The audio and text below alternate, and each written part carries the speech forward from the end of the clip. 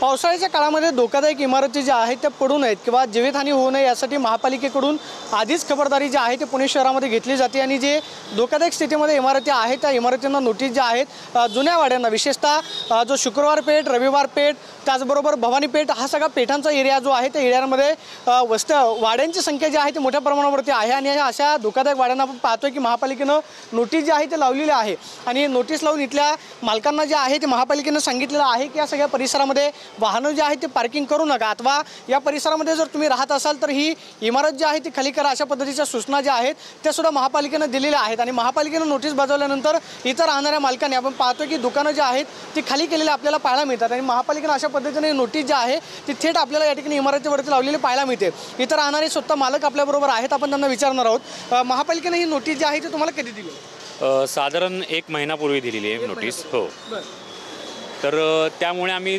सगळ्यांना खाली करून घेतलंय जेणेकरून बाबा कोण अडचणीत येऊ नये किंवा कोण त्याच्यामध्ये खाली सापडून काय होऊ नये दुर्घटना, त्याच्यामुळे आम्ही ते खाली करून घेतले सगळं। महापालिकेनं दिलेली सूचना तुम्ही पाळल्या आणि तुम्ही आधीच खाली केले? हो, त्यांनी स्वतः आले आणि त्यांनी सगळं उतरून घेतले आमच्या समोर। किती वर्षांपासून राहता तुम्ही या वाड्यामध्ये? साधारण माझ्या जन्मापासूनच मी इथे राहतोय वाड्यात। म्हणजे आता पण म्हणजे तसं काय दुर्घटना घडणार नाही याची खबरदारी तुम्ही आधीच घेतली? हो, आधीच घेतली आम्ही खबरदारी ती।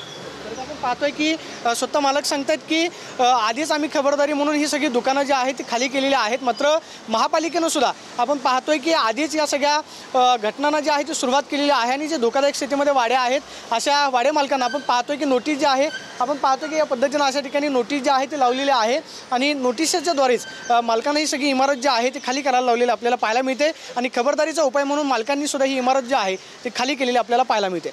कॅमेरा पर्सन विशाल रायपुरेसह प्रदीप कापसे, TV9 मराठी, पुणे।